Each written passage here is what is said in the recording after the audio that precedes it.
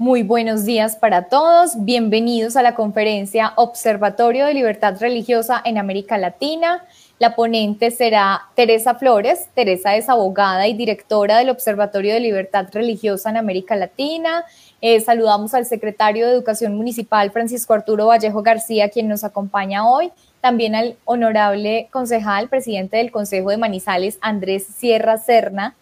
Y también, por supuesto, a todos los directivos docentes y docentes que nos acompañan a esta hora a través del Facebook Live de la Secretaría de Educación Municipal. Un saludo para todos ustedes y bueno, damos entonces inicio a este evento con las palabras del presidente del Consejo de Manizales, Andrés Sierra Serna. Bienvenido, concejal. Mónica, gracias. Gracias. Saludo especial para todos nuestros panelistas invitados en la mañana de hoy, al secretario de Educación, el doctor Francisco, a Teresa, un gusto saludarla, y en especial a ustedes docentes y directivos docentes de nuestras instituciones educativas de la ciudad. Les envío un saludo muy especial desde el Consejo de Manizales, agradeciendo que hayan apartado este espacio de su día para esta importantísima conferencia, para aprender respecto del tema de libertad religiosa, un tema que viene tomando especial relevancia en el país desde hace ya algunos años y obviamente en nuestra ciudad. En el Consejo de Manizales hemos venido liderando el tema de la libertad religiosa y logramos que se mantuviese durante los últimos años en la agenda pública esta arista, especialmente con la inclusión de algunos programas y proyectos en el plan de desarrollo de Manizales. Manizales, podríamos decir que es hoy la ciudad del país que más ha avanzado respecto del tema de libertad religiosa en el plan de desarrollo. Escúcheme, para el caso de nuestra ciudad, por ejemplo, en este cuatrenio tendremos la posibilidad no solo de hacer estas capacitaciones que son fruto de las propuestas que se incluyeron y aprobamos en el plan de desarrollo de nuestra ciudad, sino también de otras iniciativas que se estarán desarrollando, por ejemplo, actividades en las instituciones educativas, en las casas de la cultura y en otros espacios de ciudad que van a fortalecer esta arista. Y usted se preguntará, pero ¿y cuál es la importancia o por qué tanto énfasis en este tema de libertad religiosa? Bueno, hace 8 días tuvimos una capacitación muy interesante con Denis Petri. Hemos venido avanzando en este tema porque Colombia lamentablemente es el único país de América Latina que está en el top 50 en términos de discriminación religiosa, y eso nos lleva a pensar que nuestra ley de libertad religiosa se ha quedado en el papel y que son ustedes docentes los llamados a hacer que esa ley realmente tenga eco en las instituciones educativas y que ese eco se manifieste en términos de respeto, de tolerancia hacia todas las personas que tienen un credo o a la que no tiene, porque puede ser que también no crea en nada, y eso es sumamente respetable, y esa es la libertad religiosa, y eso es lo que queremos nosotros promover y estamos promoviendo, es el respeto por el que cree, por el que no cree, y para que aquellos que creen pues puedan expresar individual y colectivamente su creencia sin ningún tipo de restricción. Y pues en la mañana de hoy obviamente vamos a seguir aprendiendo en este sentido. Hace 8 días Denis hacía un llamado muy importante a todos nuestros docentes para que esas instituciones educativas públicas garanticen en la formación de nuestros niños esos derechos. Y ese es el llamado que nosotros queremos hacer desde el Consejo de Manizales, que se busque que la clase de educación religiosa sea una clase que no excluya al que piensa diferente porque está siendo orientada desde un dogma religioso, sino que sea una clase que realmente permita la expresión de todas las creencias religiosas, el conocimiento de las creencias religiosas y el respeto hacia quienes quieren realizar una u otra actividad. En este sentido, siempre el llamado que hacemos es para que esa formación religiosa se basa en los valores, porque los valores unen las creencias, incluso aquellos que no tienen una religión, muchas veces basan sus postulados en el respeto a los demás, en los valores, en los principios, y eso es lo que necesitamos hoy, que el aporte de la religión a nuestros niños sea basado en valores, en principios, en la tolerancia, en el respeto, en la solidaridad, en el amor al prójimo, en las buenas obras y en la responsabilidad fundamentalmente. Entonces, quisiéramos invitarlos hoy para que ustedes docentes abran su mente, nos permitan cada día que desde las instancias municipales, que desde el consejo, que desde la alcaldía, que se promueven estas iniciativas, ustedes las reciban de la mejor manera, logren aprender mucho y que esto de verdad sirva para que cambie los colegios, para que ningún niño se sienta discriminado, para que ningún niño en la clase de educación religiosa se vea obligado a hacer una u otra actividad, para que ustedes abran, señores docentes, su mente a todo lo que está sucediendo y que Manizales, repito, siga creciendo y consolidándose en el país como una ciudad abanderada en temas de libertad religiosa.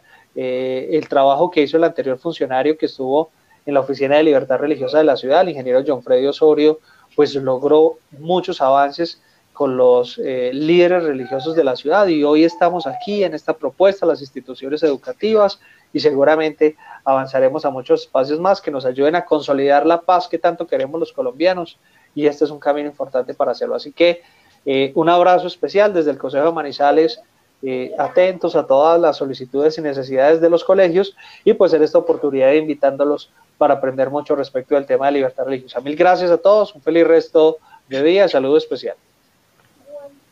Muchas gracias, Andrés Sierra Serna, presidente del Consejo, por esas palabras tan emotivas y tan importantes para todos nosotros en la Secretaría de Educación y seguramente para nuestros docentes y directivos docentes que están viendo a esta hora, siendo las 11:11 de la mañana, nuestro Facebook Live de la Secretaría de Educación Municipal. A esta hora queremos entonces saludar a algunas de las personas que se conectan con nosotros. Saludamos a María Ramírez, que dice: buenos días, soy María. Bueno, y le damos paso a nuestro secretario de Educación Municipal, Francisco Arturo Vallejo García, quien tiene unas palabras para todos ustedes. Bienvenido, secretario. Muy buenos días para todos. Un saludo muy especial al presidente del Consejo, Andrés Sierra, a la doctora Teresa Flores, abogada, y la directora del Observatorio de la Libertad Religiosa de América Latina, a Mónica, que nos está manejando todas estas ponencias y coordinando todo este trabajo, a los rectores, profesores que nos escuchan, y para la Secretaría de Educación de Manizales y para el gobierno de Manizales más grande es muy importante abrir estos espacios, porque la libertad religiosa es una forma de inclusión, una forma de entender que todos cabemos en el planeta independientemente de su credo y de sus valores religiosos que tengo, porque la fuerza de todos estos valores y todos estos credos es lo que nos ayuda a nosotros a entender al otro, a entender que hay otras posiciones y a entender que nadie tiene la última palabra ni tiene la verdad absoluta.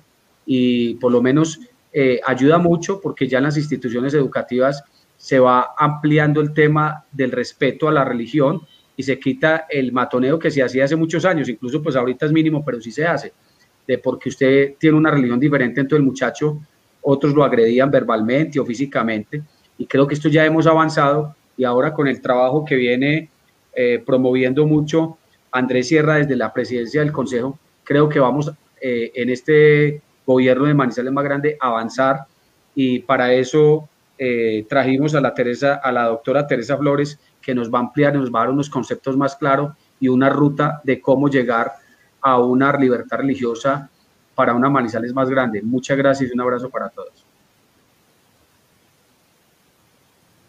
Muchas gracias, secretario, por esa intervención, como siempre, tan magna en todos nuestros eventos de la Secretaría de Educación. Ahora entonces le damos paso a nuestra ponente del día de hoy. Ella es Teresa Flores. Teresa es abogada y es directora del Observatorio de Libertad Religiosa en América Latina. Teresa, bienvenida. Y pues todos estos docentes y directivos docentes están esperando con ansias la ponencia que nos vas a dar hoy. Muy bien. ¿Sí me escuchan? Sí, Teresa, te escuchamos. Perfecto. Pues muy buenos días a todos. Realmente es un gusto para mí ser parte de esta iniciativa organizada por la Secretaría de Educación de Manizales. Un cordial saludo al presidente del Consejo, al secretario de Educación Municipal, a ti, Mónica. Creo que este realmente es un valioso esfuerzo para la implementación de la política de libertad religiosa y de cultos, que es modelo, en realidad, para muchos de los países de América Latina. No sé si podrían empezar a transmitir las diapositivas. Claro que sí, ya la persona que está en la parte técnica bueno, nos igual puede empezar a compartir pantalla. Perfecto. Puedo empezar explicando un poquito más sobre OLIRE. Es una organización registrada en Países Bajos, pero tiene campo de acción en Latinoamérica. El observatorio en realidad es un programa de investigación, capacitación y también de incidencia política, y la principal misión que tenemos es promover la libertad religiosa en toda América Latina. Y trabajamos alrededor de 3 ejes de acción. Uno de ellos, o el primero, es el monitoreo, por medio del cual nosotros intentamos identificar un poquito mejor el contexto que envuelve el derecho a la libertad religiosa en los distintos países de la región. Como resultado de esta tarea de monitoreo, ha sido posible para nosotros identificar algunos rasgos comunes, algunos retos comunes, y también identificar algunas tendencias que se deben tomar en cuenta para ahondar un poco más en investigaciones respecto a lo que influye en mayor o menor medida en la adecuada protección del derecho a la libertad religiosa. Otro de nuestros ejes de acción va de la mano con el empoderamiento, con la capacitación, el entrenamiento, y a través de esto buscamos informar, alfabetizar un poquito más sobre cuáles son los alcances, cuáles son las dimensiones del derecho a la libertad religiosa.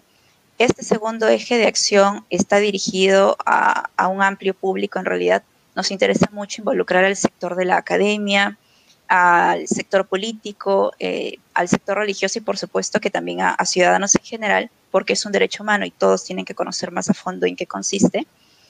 Y creo que este eje es muy importante, porque quienes realmente comprenden la dimensión y alcance de sus derechos van a ser más o van a estar más capacitados para poder exigirlos y buscar una manera más efectiva de su cumplimiento.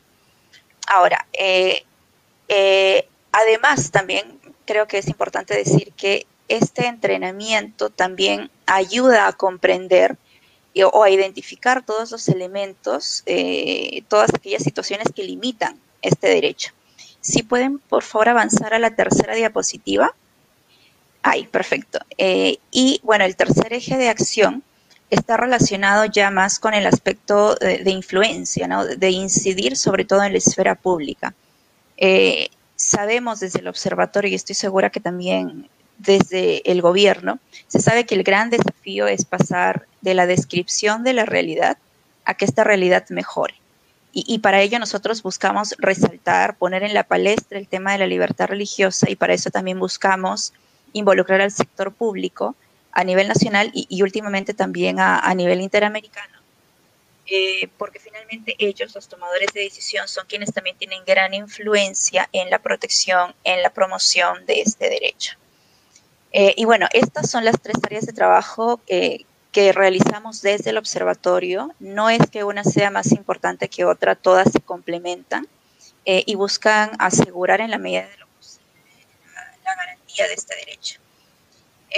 Ahora, esta capacitación se encuadra, creo yo, muy bien en nuestro segundo eje de acción, y el objetivo es ayudarlos a entender un poquito más, ayudarlos a entender mejor algunos conceptos clave, ¿no? Como por ejemplo, ¿qué es en sí la libertad religiosa? ¿Cuál es la conexión que tiene este derecho con la educación? ¿Cuáles son los reales contenidos y alcances? ¿Cómo se pueden limitar? Y entonces yo creo que como punto de partida podemos empezar delimitando algunas ideas base. No sé si pueden pasar a la siguiente diapositiva, por favor. A la que sigue. Bien. En esta diapositiva, o como primer punto, es importante que ustedes sepan que el derecho a la libertad religiosa fue uno de los primeros derechos humanos en ser universalmente reconocido. ¿Y qué quiere decir que sea un derecho humano? Pues quiere decir que es inherente a todos los seres humanos y no cabe ningún tipo de distinción para el goce y ejercicio de este derecho. Inclusive por muchos es considerado como una de las primeras libertades y como una condición indispensable para cualquier democracia. Ahora, este derecho, como cualquier otro derecho humano, en realidad difícilmente tendría efectos prácticos si no fuera reconocido por los ordenamientos jurídicos de los distintos países, ¿no? Colombia la reconoce, y no solo en la Constitución colombiana, sino también en la ley 133, si no me equivoco, y también en la política pública de libertad religiosa y de cultos. Pero a nivel universal es importante saber que han sido distintos los documentos, las declaraciones, los pactos y convenios internacionales que señalan como obligatorio para todos los gobiernos la protección y promoción de este derecho. En esta diapositiva ustedes pueden ver una lista de algunos de los documentos internacionales y regionales. Aquellos que están en un recuadro rojo son los documentos regionales que rigen para América. Y estos son los documentos en los que se reconoce y promueve el derecho a la libertad religiosa.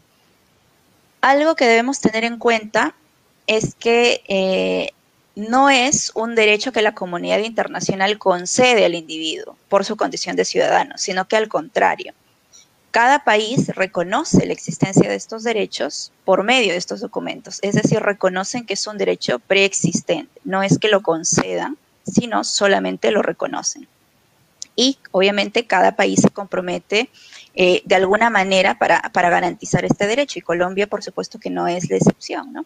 Por un lado sabemos que el Estado colombiano hasta la fecha ha ido buscando el cumplimiento de estas obligaciones internacionales cuando busca seguir las pautas, seguir los lineamientos que cada de estos documentos señalan, ¿no? Como bien lo está haciendo con la implementación de la política pública. Pero por otro lado, más allá del papel que pueda jugar el Estado o el gobierno, mucho del pleno ejercicio de este derecho también depende del grado de compromiso de los ciudadanos.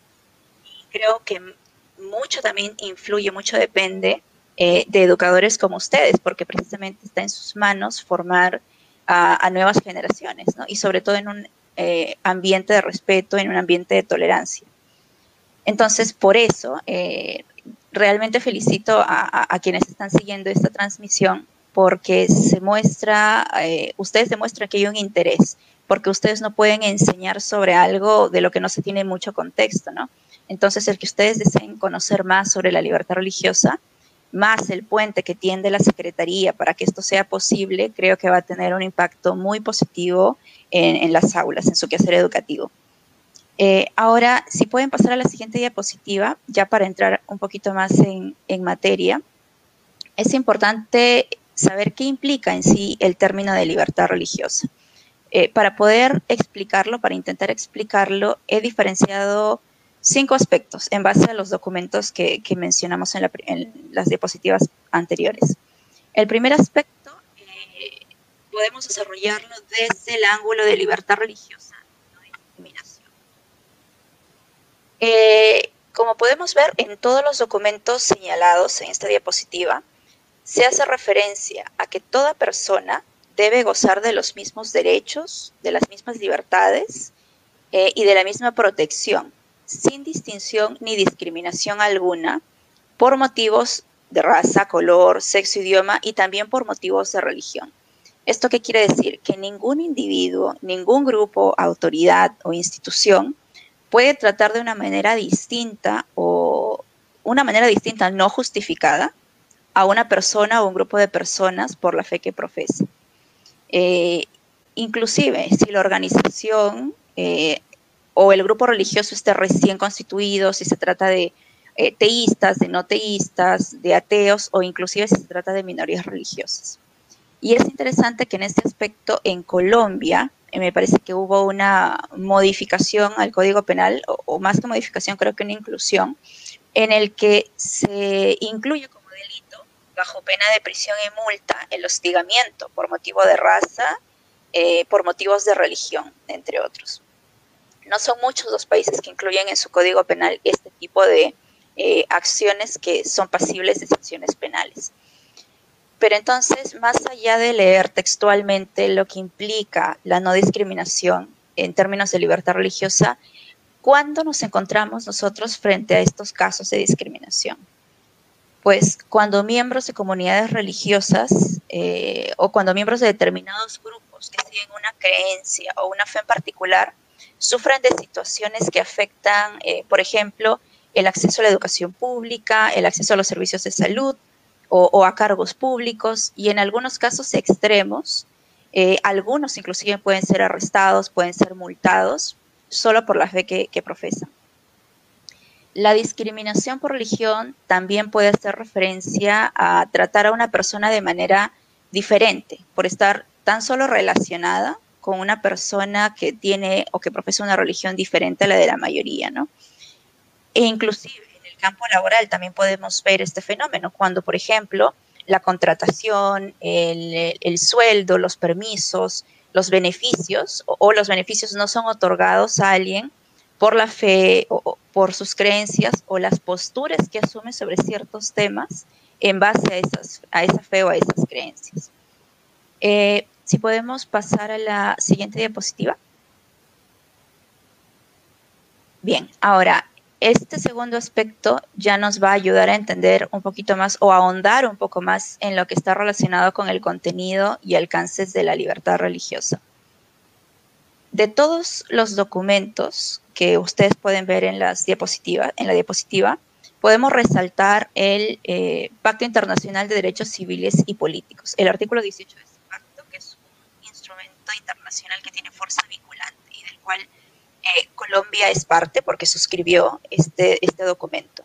Este artículo señala, como podemos ver, que este derecho incluye la libertad de tener o de adoptar la religión o las creencias de su elección, así como la libertad de manifestar la religión o las creencias de manera individual o colectiva, tanto en público como en privado, mediante el culto, la celebración de los ritos, las prácticas y la enseñanza. Podemos ver que este lenguaje es muy parecido al que se utiliza en la Convención de Derechos Humanos. Y si pasamos a la siguiente diapositiva, por favor, vamos a poder ver de manera resumida cuáles son los distintos aspectos en común que se tienen en estos documentos. No sé si podemos pasar a la siguiente diapositiva, por favor. Bien. En esta gráfica ustedes pueden ver que entre los elementos comunes a la libertad religiosa y de culto o libertad de conciencia y de religión, que son los términos que utilizan estos aspectos, entre los aspectos comunes, las dimensiones que cubren este derecho son profesar una religión, manifestar una creencia en público y privado. Resalta también una dimensión personal y colectiva, de la que ya vamos a hablar en unos momentos. También implica practicar los preceptos de una determinada religión, conservarla o cambiarla. Pero es importante también tener en cuenta que otros documentos que han desarrollado más de este derecho agregan toda una lista de libertades que se deben considerar también como parte de. Además de lo que nosotros podemos ver en la gráfica, es importante entender que más allá de la libertad plena para elegir y practicar la religión que cada quien juzgue conveniente, más allá del derecho a practicar un determinado culto, este derecho conlleva también a otro tipo de libertades, como por ejemplo, celebrar reuniones, la libertad de fundar, de mantener lugares para realizar dichas reuniones. También significa la libertad de fundar, por ejemplo, instituciones de beneficencia o instituciones humanitarias. Implica también el derecho a usar los materiales que sean necesarios para llevar a cabo los ritos y costumbres propios de mi religión. Incluye, por supuesto, enseñar los preceptos religiosos de cada religión y como contrapartida también incluye el derecho a recibir la educación que está relacionada con mi religión. Incluye también, ¿por qué no decirlo?, el derecho a intentar convencer al otro sobre una fe particular. Ahora, este convencimiento, por supuesto, tiene que ser recibido de manera voluntaria por la otra persona. No puede ser entendido como un derecho a tener un comportamiento abusivo o un comportamiento de presión o acoso. Eso sí no implica el derecho a la libertad religiosa. También podemos mencionar que existe como contenido de este derecho la libertad de solicitar y recibir contribuciones financieras, no solo de particulares, sino también del Estado, si es que la normativa lo permite. Y también algo muy importante es que los grupos religiosos tienen la facultad y el derecho de poder nombrar o elegir líderes, sacerdotes, e inclusive, si son escuelas confesionales, elegir a los maestros que puedan dictar los cursos propios, los cursos de su misma religión, y todo esto sin intervención del Estado. Incluye también, por supuesto, el respeto de la observación de días de descanso, celebración de festividades religiosas y también la muestra de símbolos religiosos, ¿no? Entonces, todo este abanico de libertades que hemos señalado nos demuestra que este derecho en realidad no se limita al derecho al culto y que por eso, como no se limita al derecho al culto, no se perfecciona solo en el ámbito personal, sino que trasciende, va más allá, va a una esfera exterior, a una esfera más comunitaria, y puede llegar a un nivel, y de hecho llega a un nivel familiar, a un nivel social, e inclusive trastoca también la esfera pública. Otra cosa u otro detalle importante con respecto a este derecho es que, como cualquier derecho humano, se caracteriza por ser interdependiente e indivisible. ¿Qué quiere decir? Que la forma en que se concrete su goce y su ejercicio va a influir también de manera positiva o negativa en el ejercicio de otros derechos, como por ejemplo el derecho a la libertad de expresión, el derecho a la libertad de asociación, reunión, inclusive la libertad de conciencia. Entonces, este reconocimiento, estas diferentes libertades y a la inevitable exteriorización nos lleva a afirmar que existe o que hay un aspecto marcadamente multidimensional.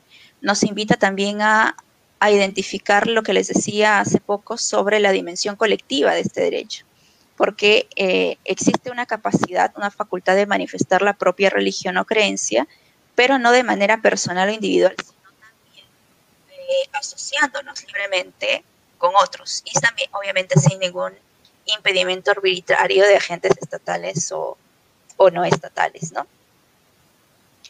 No sé si podemos pasar a la siguiente, por favor, a la siguiente diapositiva.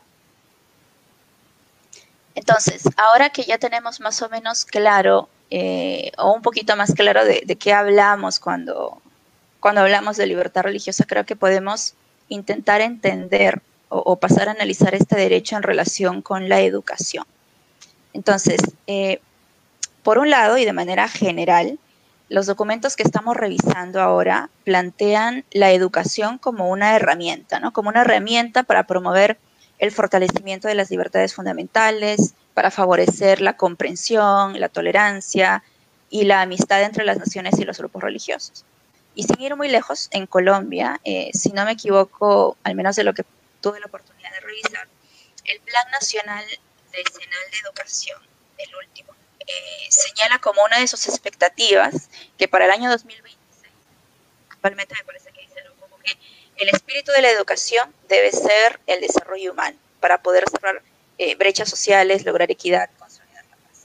Inclusive la misma política pública de libertad religiosa tiene como uno de sus objetivos facilitar el entendimiento de la conexión entre el derecho a la libertad religiosa y el derecho a la educación conforme a las creencias religiosas.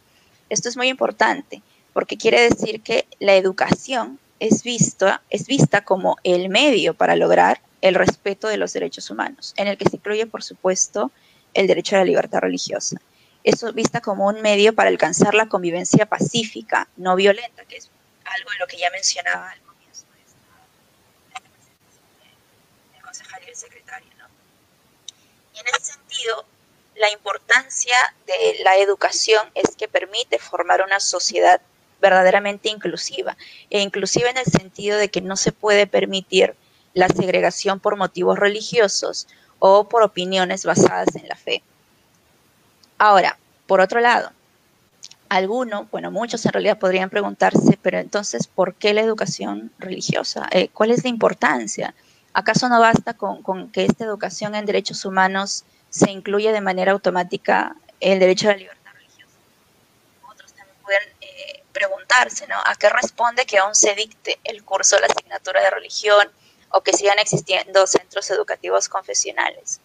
Y aunque todos estos cuestionamientos son válidos, creo que no podemos dejar de aceptar que si el fin de la educación es la formación integral de la persona, la dimensión espiritual de los niños, la dimensión espiritual de los jóvenes, no es algo que se pueda desatender así sin más.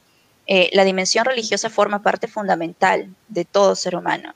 Y hoy por hoy, en muchos países de Latinoamérica y también en Colombia, es a través de la educación religiosa en la que las escuelas y muchos docentes intentan formar rasgos del carácter, intentan fomentar valores, actitudes positivas individuales, actitudes positivas colectivas. Y obviamente se intentan explicar ciertas cosmovisiones, ciertos paradigmas que eventualmente van a ayudar a que estos niños y a que estos jóvenes puedan tener proyectos de vida, ¿no? E incluso, yendo un poco más allá de lo que es estrictamente doctrinario confesional, tengo entendido, sé que algunas escuelas confesionales, no solo en Colombia, sino también aquí en Perú, por ejemplo, en el país de donde soy y donde vivo, incluso escuelas confesionales buscan identificar algunos valores que son parte de todos, inclusive de no creyentes, y tratan de inculcarlo en todos los jóvenes, en todos los niños, y podríamos hablar en ese sentido de una suerte de valores universales, que es lo que se intenta también educar desde las aulas.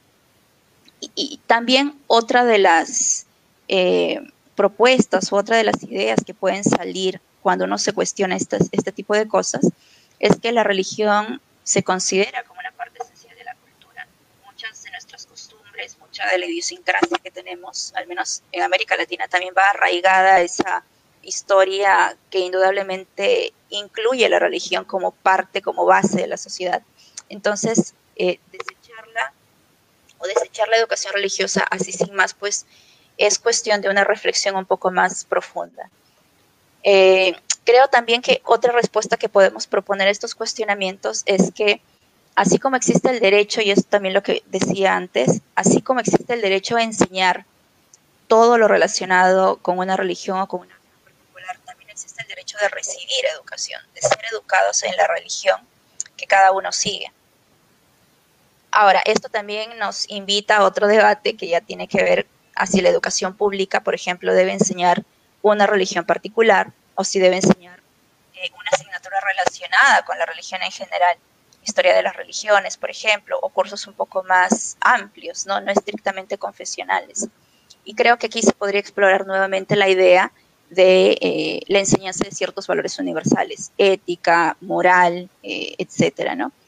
Pero cualquiera que sea la postura que uno tome ante este tipo de cuestionamientos, creo que sí es importante resaltar que en las escuelas públicas, y por qué no, también en las privadas, si es que se enseña una religión en particular, no se debería imponer a nadie tomarla si no es de manera voluntaria. Ahora, ¿qué se le ofrece como alternativa a ese alumno, a esa familia que no forma parte o no quiere tomar esa asignatura? Eso también es algo que las instituciones educativas deben evaluar. Y creo igual que en todo este aspecto, en todo este contexto, hay mucho camino por recorrer, pero creo que Colombia está mejorando poco a poco, inclusive en la Constitución misma y en la Ley de Educación de Colombia, y seguro que muchas otras normas y directrices que desconozco, el país busca que en los establecimientos, y si gustan pueden pasar a la otra diapositiva, que en los establecimientos del Estado ninguna persona sea obligada a recibir educación religiosa. Si bien el lado normativo ayuda, ya es una base sobre la cual se puede empezar a trabajar. Como pueden ver, aquí está lo que indica la Constitución y la Ley de Educación sobre eso. Pero además de esta base normativa, en la práctica, mucho de esto depende también de las autoridades educativas. Creo que las directrices o los lineamientos que se determinen respecto a contenidos o métodos de enseñanza, y no solo de la asignatura de religión, sino de cualquier asignatura, deben realizarse teniendo en cuenta las dimensiones del derecho a la libertad religiosa que vimos hace poco, ¿no? que estuvimos analizando. ¿Por qué? Porque así lo que se busca es que ningún alumno, ninguna familia vea conculcados sus derechos. Y por eso creo que las diversas materias deben ser impartidas en un clima de libertad, en un clima de tolerancia, de respeto, porque si lo que se quiere lograr es una cultura de paz, si lo que se quiere es sentar las bases para una verdadera democracia, uno de los elementos indispensables es el acogimiento del pluralismo religioso, ¿no? El permitir un diálogo abierto, un diálogo sin discriminación de ningún tipo. Y creo que la construcción de esa sociedad, de una sociedad realmente cohesionada, implica que desde el inicio del desarrollo de los jóvenes, desde las diversas etapas de su crecimiento, no se permita la división de los alumnos por sus podemos pasar a la siguiente diapositiva también. Hay un aspecto importante en esta dimensión, y es que como cuarto aspecto podemos señalar la libertad de los padres de elegir la educación religiosa de sus hijos de acuerdo con sus propias convicciones. De la revisión de los documentos que estamos revisando en esta presentación, la mayoría reconoce el derecho de los padres a elegir la educación de sus hijos. Ahora, es importante recordar que uno de los agentes más importantes para lograr el resguardo de los derechos de la infancia, del bienestar de los niños, son los padres. Ellos son como que los primeros responsables. En función a ello, el Estado interviene solo de manera subsidiaria. ¿Qué quiere decir? Que cuando el entorno familiar por sí mismo no puede asegurar un grado de bienestar, o cuando representa un peligro o riesgo, es cuando recién el Estado puede intervenir. Antes no. Ahora, entre muchos otros, este ejercicio del derecho a la libertad religiosa de los niños también es uno de aquellos derechos que requieren, para ser realmente efectivos, la guía de los padres. ¿Por qué? Porque son los padres quienes finalmente imparten las primeras nociones en torno a valores, en torno a códigos de conducta, y obviamente que esos valores y esos códigos se inspiran, o los padres los transmiten inspirados en sus propias convicciones. Y es en base a esta concepción que se busca el respeto del derecho de los padres a escoger el tipo de educación para sus hijos. Si no me equivoco, la Ley de Educación colombiana también contempla este derecho. Ahora, es muy cierto que, muy a pesar de lo que se encuentra en el texto de la norma, en la práctica muchos padres creen, quizás de manera inconsciente, que la educación se ha convertido en absoluta responsabilidad de los maestros, ¿no? Y no se termina de entender el papel complementario de la escuela. Pero por otro lado, también se han visto conflictos respecto a los contenidos que las mismas instituciones educativas desean enseñar a los alumnos y sobre los cuales los padres no están del todo de acuerdo. Esta tensión existe, y no solo en materia religiosa. ¿Cómo afrontarlo? Es un poco complejo intentar responderlo, porque creo que no existe una respuesta absoluta, una respuesta universal, porque el desarrollo o la educación de un niño no es un proceso universal. Depende de una gran variedad de factores, ¿no? Puede ser las vivencias del mismo niño, el contexto de la familia, el ambiente cultural, social. Pueden sí intentar algunas respuestas, algunos protocolos para lidiar con este tipo de situaciones, pero lo que podría intentarse quizás no solo como una forma de solución, sino también como una forma de prevención, es que se faciliten algunos canales de comunicación entre los padres y los maestros, o se desarrollen talleres, mesas de trabajo sobre tolerancia, no discriminación, derechos humanos, y otras problemáticas que se deban atender y que cada institución educativa vea pertinente atender. Y pasamos a la siguiente diapositiva, por favor. Para terminar esta parte voy a explicar un poquito sobre los límites al derecho a la libertad religiosa, y si gustan pasamos a alguna pregunta que uno de ustedes pueda tener, para que sea un poquito más dinámico y no sea solamente yo hablando. Bueno, como última parte de esta sección, es importante también entender que aclarar que el derecho a la libertad religiosa, como cualquier otro derecho humano, no es absoluto, tiene límites, también tiene límites. Y aquí sí hay que diferenciar entre dos conceptos muy brevemente. hay que diferenciar entre límite y suspensión de derechos humanos. Límites son aquellas restricciones al ejercicio de un determinado derecho básico. Es decir, este derecho puede ejercerse pero con ciertas condiciones. En cambio, la suspensión implica el impedimento del pleno del ejercicio de un derecho. Es decir, no se puede ejercer el derecho. Ahora, el Pacto Internacional de Derechos Civiles y Políticos señala que se permite limitar la libertad de manifestar la religión o las creencias con el fin de proteger la seguridad, el orden, la salud o la moral públicos, o los derechos y libertades fundamentales de los demás bajo dos condiciones: de que tales limitaciones estén prescritas por la ley y sean estrictamente necesarias, es decir, no se pueden imponer limitaciones por propósitos discriminatorios ni se pueden aplicar de manera injustificada. Ahora, por otro lado, este pacto también señala que de manera excepcional, por ejemplo, un Estado puede suspender las obligaciones contraídas respecto de algunos de estos derechos humanos, pero aún en estas circunstancias podemos mencionar como un ejemplo cuando un gobierno declara estado de excepción, es decir, cuando es legítimo que en un gobierno se suspendan o limiten el ejercicio de ciertos derechos fundamentales. Inclusive en esos contextos, lo que no se autoriza es la suspensión del derecho de pensamiento, conciencia y de religión. Es decir, este derecho se puede limitar, pero no se puede suspender. ¿Qué derechos sí se pueden suspender? Los derechos referidos, por ejemplo, al libre tránsito, a la inviolabilidad de domicilio, pero no el derecho a la libertad religiosa. Creo que para entender un poquito más este contexto podemos mencionar un ejemplo que es parte de la coyuntura actual, ¿no? En el contexto COVID-19. Como sabemos, bajo el argumento de evitar la propagación del virus y de resguardar la salud pública, la mayoría de países de América Latina prohibió los servicios religiosos.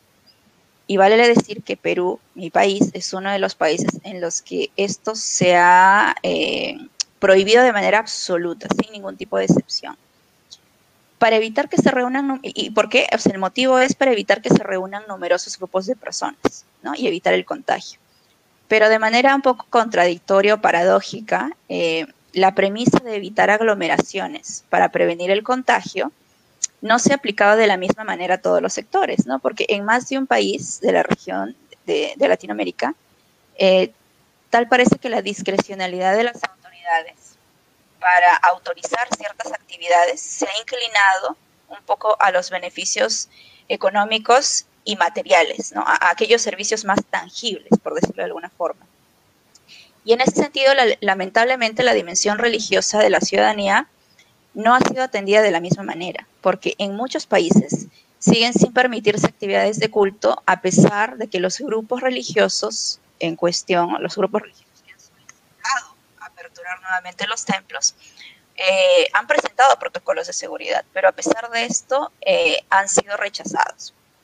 Ahora, de lo que pude revisar en Colombia al inicio de cuando empezó todo este contexto de la pandemia, es que cuando se iniciaron las medidas o la implementación de las medidas de confinamiento, se exceptuaron de esta orden de aislamiento las actividades del sector religioso relacionadas con programas institucionales humanitarios.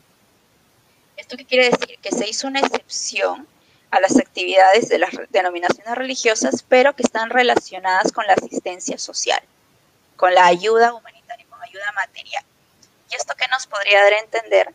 Que en algunos casos se corre el riesgo de valorar la presencia y la actuación de las denominaciones o de los grupos religiosos, pero en la medida en que estos representen un elemento de ayuda material y de colaboración con las necesidades que tiene el gobierno en un determinado momento, y dejando de lado el carácter intrínseco de la religión, que es satisfacer las necesidades espirituales esenciales de los ciudadanos. Entonces, mantener la prohibición de estos servicios, a pesar de la existencia o propuesta de ciertos protocolos, tal como se exige a otros servicios, puede implicar un trato discriminatorio. De hecho, demuestra hasta cierto punto un trato discriminatorio en el que se da mayor ponderación a los derechos de naturaleza económica que al derecho a la libertad religiosa. Entonces, yo creo que en este contexto y con esta premisa, cabe evaluar si este tipo de limitaciones deben seguir siendo aplicables o no, porque hasta donde tengo entendido, al menos en mi país, por ejemplo, siguen absolutamente prohibidas, y en otros países, y creo que igual Colombia, se permiten, no en todos los municipios, y depende mucho del grado de avance o de presencia de este virus. Entonces, no es que se proteja de manera primordial el derecho a la libertad religiosa, sino que se permite de manera excepcional cuando otros elementos externos así lo permitan, ¿no? Y otra cosa interesante es que sí, la apertura depende del grado, del nivel de presencia del virus, pero ojo, cuando las actividades religiosas se permiten de manera gradual, siguen formando parte de las actividades que son inmediatamente prohibidas en tanto aumente la tendencia del contagio, ¿no? Entonces, yo creo que sí ayudaría mucho reflexionar sobre esta situación y verificar si realmente se está brindando una oportuna protección al derecho a la libertad religiosa, sobre todo en su dimensión colectiva. No sé si en este momento tienen algunas preguntas que podamos mencionar antes de seguir.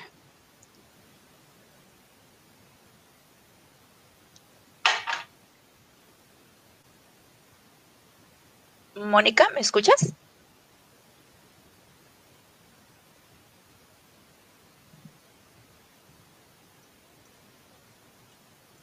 ¿Sí me escuchan? Hola. Ah, sí. Mónica, sí, quería saber si habían algunas preguntas. Listo. Este es el momento entonces de empezar a leer las preguntas.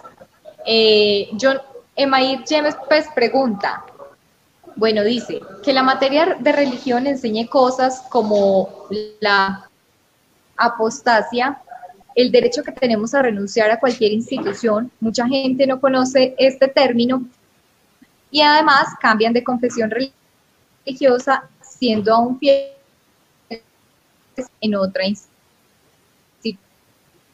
No te escucho muy bien. Si de pronto desde la parte técnica nos pueden ayudar, es el momento. ¿Me escuchas entrecortado? ¿Ahora me escuchas mejor? Ahora sí. Hola. Sí. ¿Ahora sí? Ahora sí. Se necesita algo para que la libertad de culto se totalmente acepta dentro de la educación, ya que la organización institucionales de algunas instituciones educativas aplica dentro de su calendario actos católicos como misa, donde estudiantes deben organizar por grado y asistir a una mensual, pero no hay otra organización para las otras libertades de culto. ¿Qué se podría hacer para este caso? Aunque no se obliga a los estudiantes de otras creencias a asistir a las mismas. Bueno, y nos queda un poco cortada la pregunta. Bueno, no sé si me estás escuchando. Sí, creo que sí entendí la pregunta, y es algo que ya había mencionado, creo que ya había mencionado también hace poco. Todavía es en la actualidad un debate el tipo de educación religiosa que se debe enseñar, sobre todo desde las escuelas públicas, porque una escuela pública alberga a ciudadanos de distintas confesiones, e inclusive a quienes no creen en una religión en particular. Y si es que seguimos al pie de la letra lo que dice la normativa, la Constitución y la Ley de Educación, no se puede obligar en los establecimientos del Estado a nadie, no se puede obligar a nadie a recibir educación religiosa. Obviamente, llevar a la práctica lo que dice la norma no es siempre automático, no es del todo fácil, y mucho depende de la voluntad también de los directivos, de los mismos maestros. Y como decía, también es importante saber qué alternativa se le da a aquel estudiante que no quiere formar parte de este tipo de educación. Ahora, esto nos lleva a quizás preguntarnos también si la educación religiosa, independientemente de que sea solamente dirigida a una denominación y no a otra, es que si el contenido deba ser estrictamente doctrinario, estrictamente confesional y no pueda albergar otro tipo de contenidos un poco más guiados a ciertos valores universales, a ciertos criterios de conducta que pueden ayudar a todos los jóvenes. Lamentablemente esto es algo que no se termina de definir y mucho menos en los países de América Latina, porque la mayoría aquí en las escuelas públicas dictan cursos de religión, sobre todo en base a una denominación en particular, que usualmente es la católica, y desatienden a otras denominaciones evangélicas o inclusive otras minorías religiosas. Entonces sí es un problema, sí es algo que debe atenderse, pero en las circunstancias en las que se encuentra o en las circunstancias en las que nos encontramos, en las que al parecer no hay ningún cambio respecto a esto de parte desde arriba, por decirlo de alguna forma, queda a los maestros, queda a los directivos de las instituciones ver la mejor forma de afrontarlo. Estuve revisando algunos documentos y, por ejemplo, algunas escuelas en otros países empezaban a implementar algunas estrategias, ¿no? Como por ejemplo, en los horarios de la asignatura de religión, podían organizar talleres o visitas a colegios, a otras escuelas de una denominación religiosa distinta, para que ellos mismos también sean capaces de visibilizar otras realidades. Entonces, este tipo de interacción o diálogo con otras escuelas, con maestros de otras religiones, creo que también podría enriquecer este aspecto, ¿no?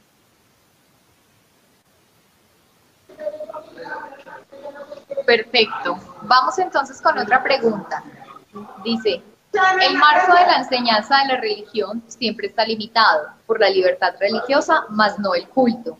¿Por qué se convierte en libre albedrío si nada tiene que ver con el culto, que es confesional? Creo que no entendí muy bien la pregunta, no sé si puedes repetirla. Claro que sí, dice, el marco de la enseñanza de la religión siempre está limitado por la libertad religiosa, más no el culto. ¿Por qué se convierte en libre albedrío si nada tiene que ver con el culto, que es confesional? Ok, creo que lo entendí, pero sí, yo creo que el libre albedrío va más por un tema de que todos tenemos el derecho de elección en cualquier tema en particular, no solamente en términos de libertad religiosa, no solamente en términos de elegir qué confesión seguir o no. Entonces, si es que se limita, bueno, creo que si es que se limita el derecho o la enseñanza de la libertad religiosa solamente a la libertad de culto, nos estamos perdiendo de mucho, sobre todo porque si es que se limita el derecho a algo personal, a algo que se vive en la vida privada, cuando la persona que tenemos al frente quiere manifestar su religión o quiere acercarse a otros para compartir su religión, no lo terminamos de comprender. Puede inclusive que limitemos esto o critiquemos esto. Entonces, el hecho precisamente de reconocer la multidimensionalidad de este derecho de la libertad religiosa es permitir que cada uno no solamente sepa que tiene un derecho y que lo puede ejercer, sino comprender que los otros, el que está frente a ti, el que comparte contigo en el aula, en la escuela, en el trabajo, también tienen ciertos derechos, no solamente a nivel personal, sino también colectivos. El libre albedrío me parece que es algo un tanto más general, podría incluirse como parte de una de las facultades para elegir la religión que uno prefiera, pero la libertad religiosa debe entenderse desde una mirada mucho más amplia, que incluye no solamente, como lo digo, la esfera personal, sino también comunitaria. Perfecto, tenemos espacio para otra pregunta. ¿Cómo enfrentar la situación en la que el padre de familia exige que su hijo no participe en los actos de honor a la bandera porque el único que merece honor es Dios según su confesión religiosa, pero al niño le encanta participar en los bailes y presentaciones y llora porque quiere que lo incluyan? Wow, bueno, yo creo que en estos aspectos ustedes tienen más experiencia que yo al momento de intercambiar o de intentar acercarse a los padres de familia, pero creo que si es que se ve un real interés del niño, porque quizás muchas veces ellos mismos no conectan en qué consisten las convicciones en la práctica, porque son muy pequeños o no lo terminan de comprender, es básico el diálogo con los padres, es básico y fundamental. Primero, entender la preocupación, entender quizás la incomodidad de los padres, no quitarle validez, comprender y a partir de ahí explicar o intentar dialogar con ellos. Lamentablemente, la respuesta no va a ser la misma en todos los casos, pero creo que las escuelas podrían ver la forma no solamente de reaccionar cuando este tipo de situaciones se den, sino también intentar de implementar alguna estrategia preventiva, ¿no? Y es un poquito lo que comentaba. Podrían, no solo en las escuelas para padres, en los que se hablan de muchos temas, sino también, no sé, tratar de implementar talleres, mesas de trabajo con los mismos padres de antemano, con una educación un poquito más fundamentada, centrada en derechos humanos, tolerancia, respeto, para que ellos mismos poco a poco vayan entendiendo en qué consiste esto y cuando se dé este tipo de situaciones ya haya base para poder avanzar y poder afrontar este tipo de conflictos. Bueno, John Armando Higuera Calderón nos dice: la política pública de libertad religiosa enfrenta desde mi perspectiva, por lo menos 3 dificultades. 1. ¿Qué tipo de currículo es adecuado para estos tiempos en la escuela pública? 2. ¿Cómo deberían asumir las instituciones educativas la atención a la pluralidad religiosa? 3. La política pública solo se entiende en términos de tolerancia, diversidad o pluralidad. ¿Cuál es realmente su impacto? Bueno, con respecto al... A ver, nada más para anotar aquí las preguntas. Bueno, el impacto de la política pública, creo que esa es una medición que yo no puedo hacer porque creo que quienes están más autorizados, por decirlo de alguna manera, a poder evaluar de qué forma la eficacia de esta política son las mismas autoridades en Colombia, los mismos directivos de las instituciones públicas y demás. Ellos son quienes tienen más información para medir el impacto realmente de esta política.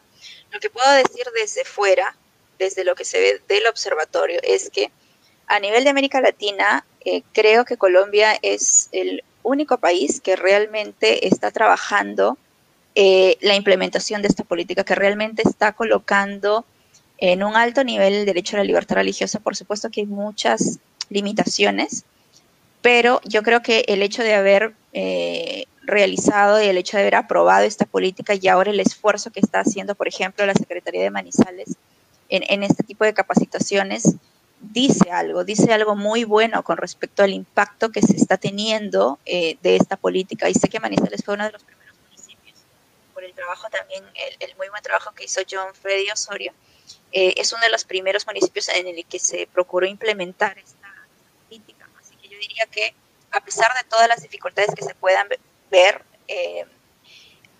hay un gran avance, hay un impacto positivo, que de hecho sí se puede mejorar, pero hay un impacto.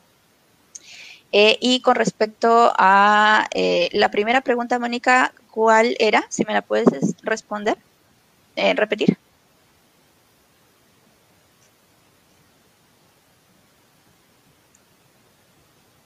Mónica. Claro que sí. La primera pregunta era: ¿qué tipo de currículo es el adecuado para estos tiempos en la escuela pública? Ok, y con respecto al tipo de currículo, wow, bueno, eso sí depende mucho de lo que se defina con respecto a los contenidos mismos de la currícula en los planes nacionales o en los planes municipales. Creo que efectivamente hay alumnos de minorías religiosas que muchas veces se ven obligados a escuchar contenidos de una religión que no es la suya. Me pasó inclusive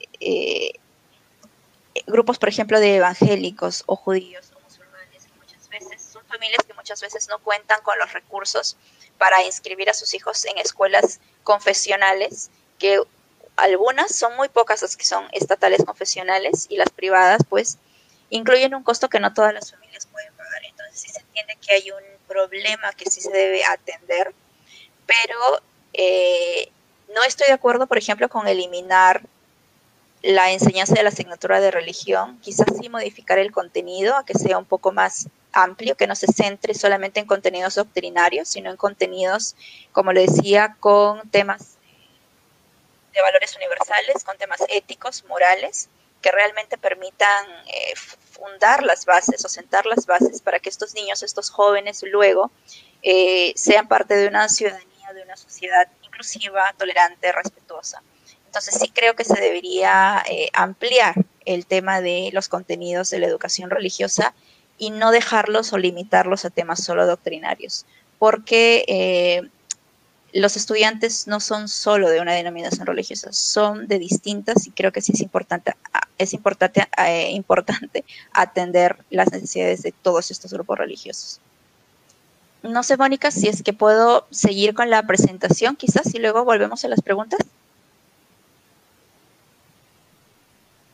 Por supuesto, ya puedes seguir con la presentación y yo estaré atenta para cuando quieras volver a preguntar. Ok, ¿puede pasar la diapositiva, por favor? La que sigue. Bien, entonces, uno de los últimos puntos, quisiera presentar brevemente cuáles son las vulneraciones a la libertad religiosa que ha identificado el observatorio en Colombia. Y ante esto también hace falta hacernos la pregunta, ¿no? Si existe realmente un pleno ejercicio del derecho a la libertad religiosa y de cultos en el país.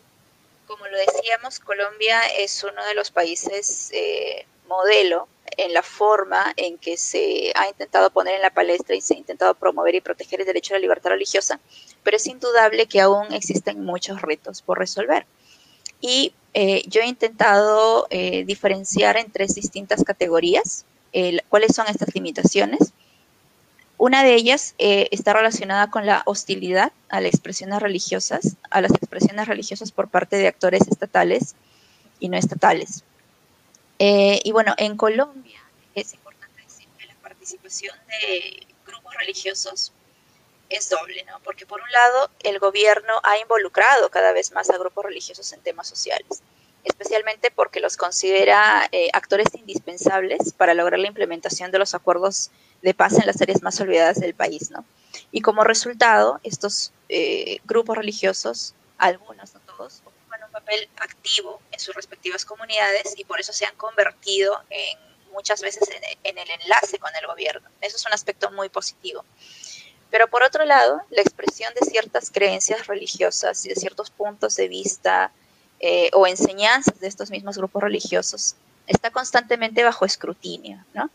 Por lo general, los mensajes que se relacionan sobre todo con temas de familia, vida, matrimonio, etcétera, estos mensajes, desde una óptica basada en doctrinas religiosas, sobre todo la cristiana, usualmente se presentan como discriminatorias, como intolerantes.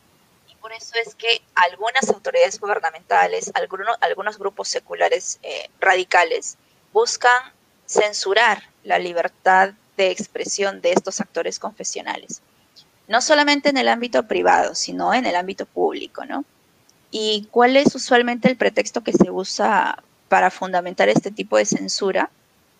Es el argumento de la separación entre iglesia y Estado, ¿no? Y en algunos casos se busca amparar este tipo de acusaciones de discriminación bajo normas antidiscriminación.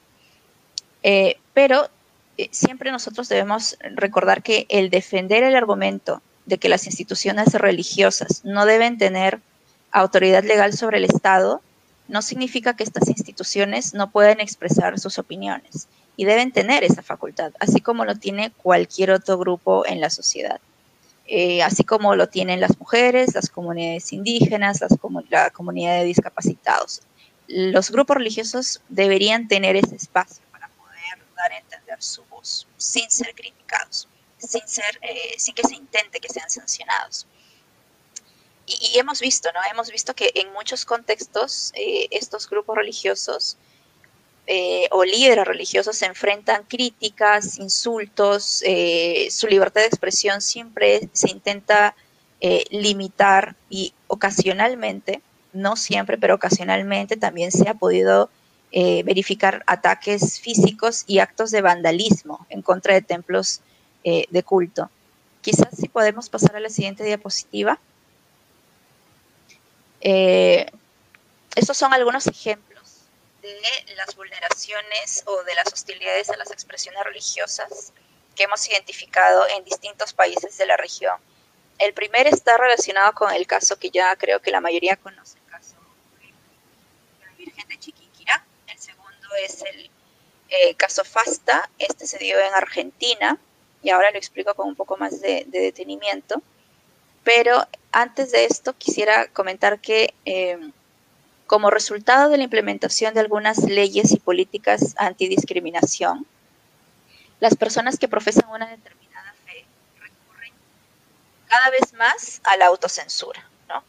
¿Por qué? Porque la mayoría de estas normativas, por lo general, son bastante ambiguas, ¿no? Y pueden dar pie a que cualquier opinión basada en las creencias religiosas particulares pueda ser catalogada como un discurso de odio, ¿no? Especialmente por los sectores más radicales.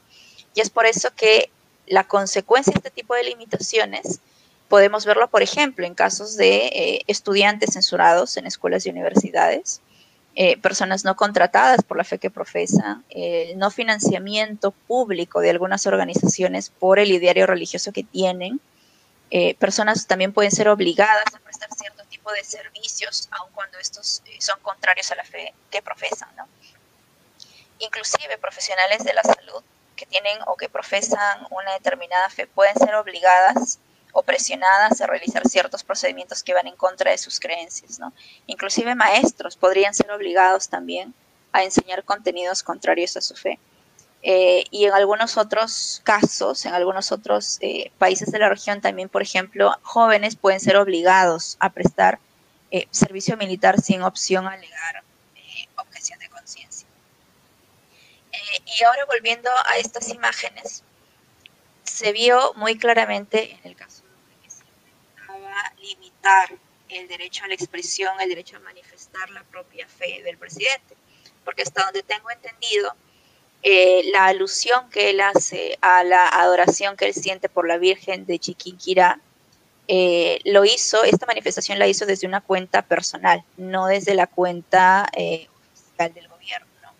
Entonces, cuando se intenta limitar este tipo de manifestaciones porque bajo el argumento de que se está vulnerando o de que esta simple manifestación incomoda o oprime a minorías religiosas, entonces habría ahí que evaluar realmente qué se está entendiendo por libertad religiosa, ¿no?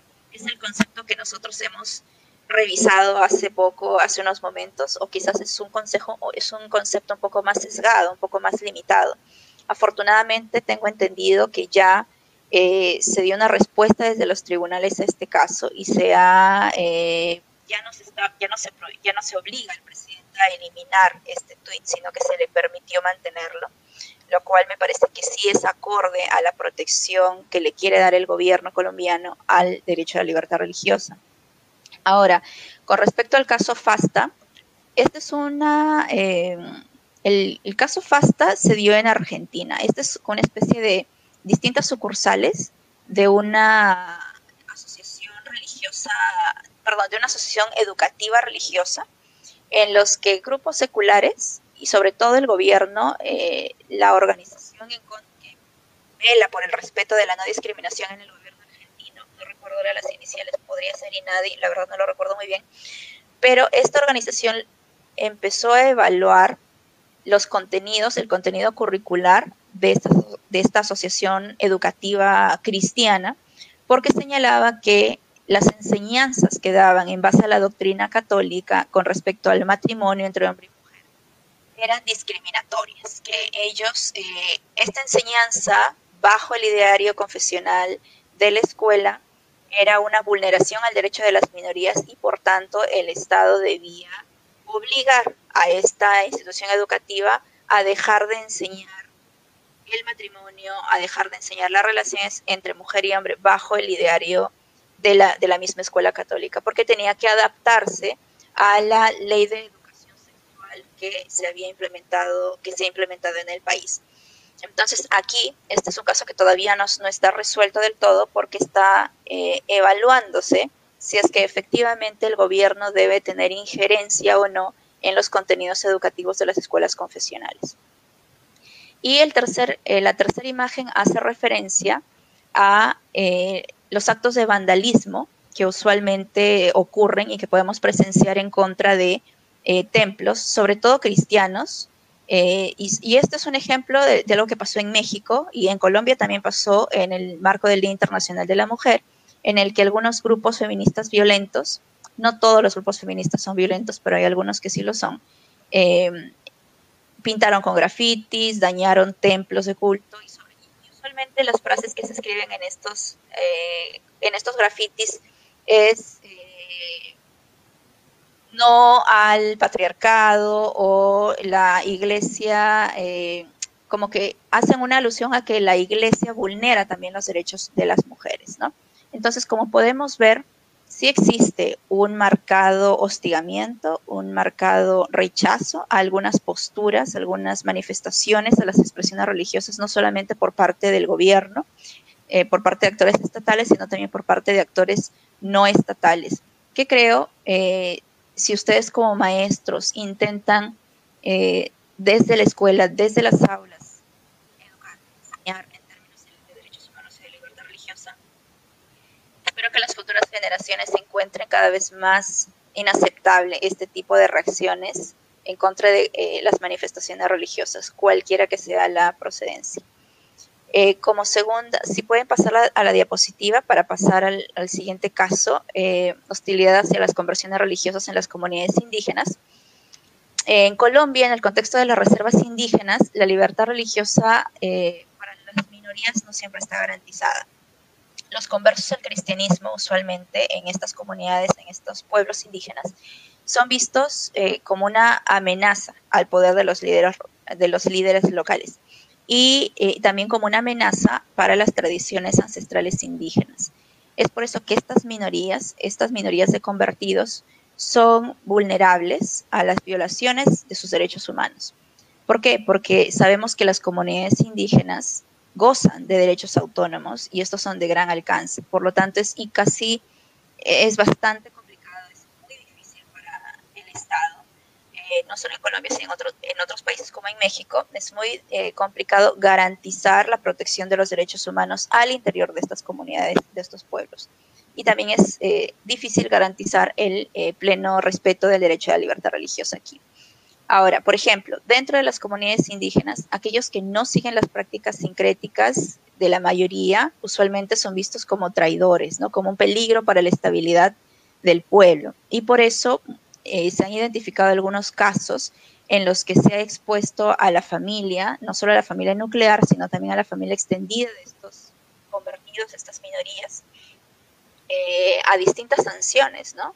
Ellos pueden enfrentar distintas formas de acoso, distintas formas de discriminación, incluida también la exclusión de algunos servicios básicos, de arrestos arbitrarios, amenazas, y cualquier actividad religiosa contraria a los ritos de estos pueblos se prohíbe y se sanciona.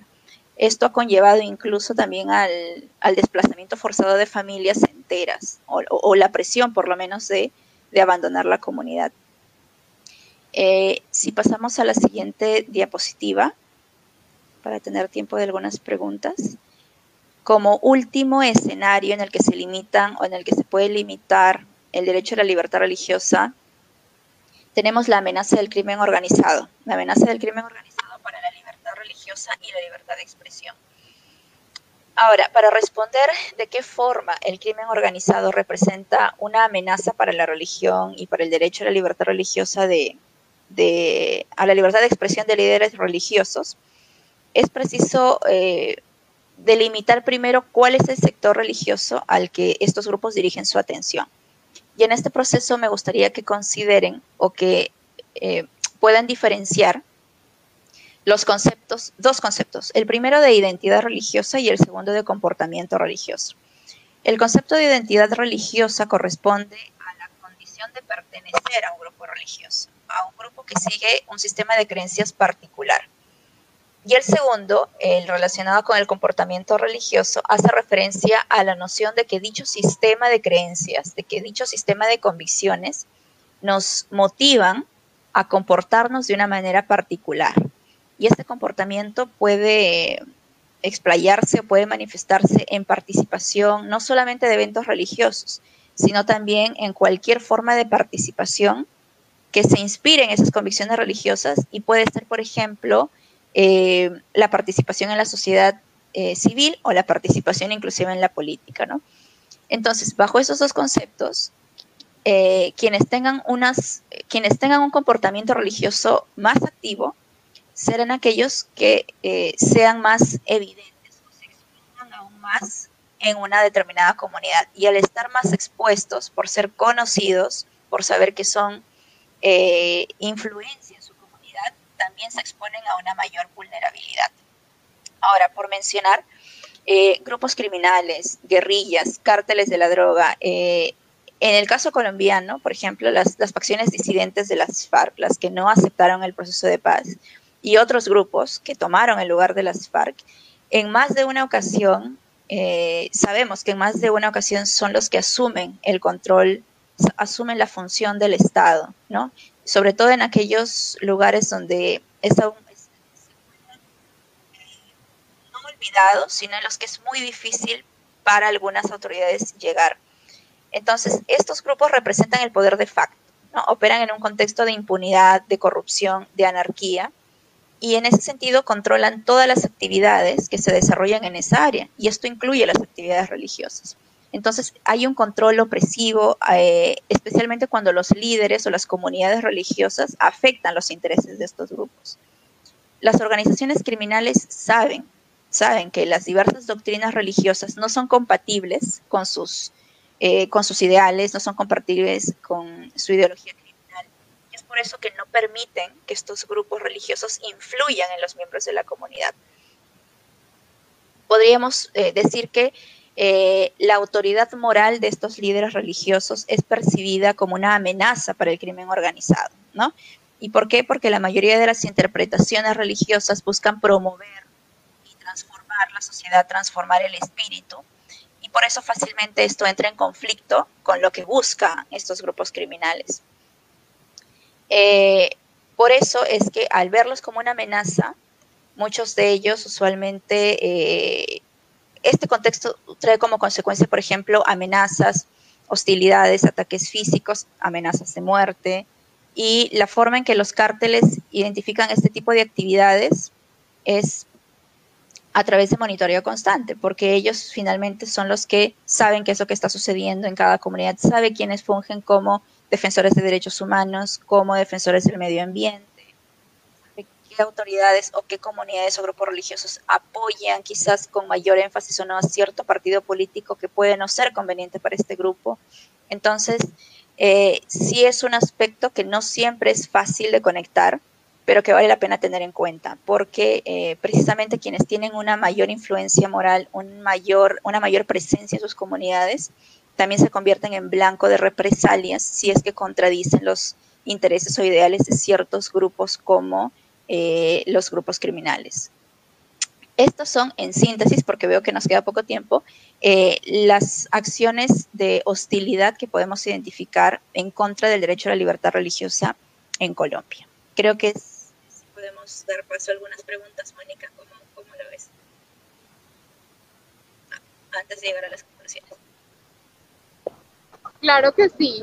Bueno, en este momento tenemos un comentario de Luisa Salazar. Dice gracias.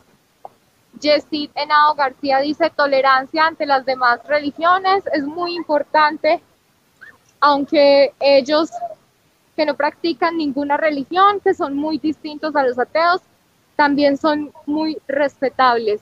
Es muy interesante conocer sobre las diversas religiones, su fundación, en qué creen, cómo actúan, y así conoceremos y respetaremos el actuar y los pensamientos de los demás, y así los podemos entender mucho más.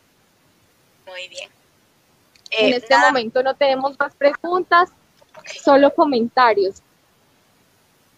Ok, nada más como para cerrar entonces, si es que no hay más preguntas, como conclusión quizás de esta presentación sí me gustaría que se vayan sabiendo que es fundamental reconocer la multidimensionalidad del derecho a la libertad religiosa, También saber que por ser esta dimensión inherente al ser humano, es en ello donde reside la importancia de la educación religiosa o lo que haga las veces de educación religiosa, y que esta educación, sea que se imparte en una escuela pública o una escuela privada, debe darse en un clima de libertad, de tolerancia y de respeto, porque creo que solo de esa manera se puede contribuir de manera real a una cultura de paz, de no violencia y de tolerancia. Y eso sería todo por mi parte. Muchísimas gracias. Gracias a ti por esta conferencia tan espectacular que nos acabas de dar. A ustedes por haberse conectado al Facebook Live de la Secretaría de Educación Municipal. Esperamos que se sigan conectando en nuestros próximos eventos a través de nuestro Facebook Live. Y finalmente, entonces, nos quedamos con los comentarios de Ana Sánchez, quien dice muchas gracias. Tenemos una última pregunta, no sé si la alcanzas a responder. Juan Diego nos dice, ¿cuál sería el perfil de la nueva enseñanza de la religión? El perfil de la nueva enseñanza de la religión debería ser, creo, no totalmente doctrinaria, no totalmente confesional, sobre todo si es que los alumnos no pertenecen a una misma confesión religiosa. Debe tener apertura, diálogo, para poder identificar aquellos valores que se puedan predicar de todos, independientemente de la religión o de la no religión que tengan. Creo que eso es muy importante.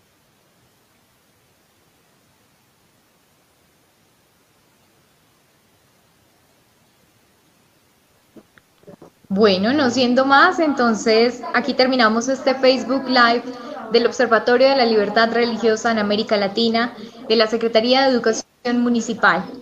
Muchas gracias para todos y feliz tarde. Muchas gracias.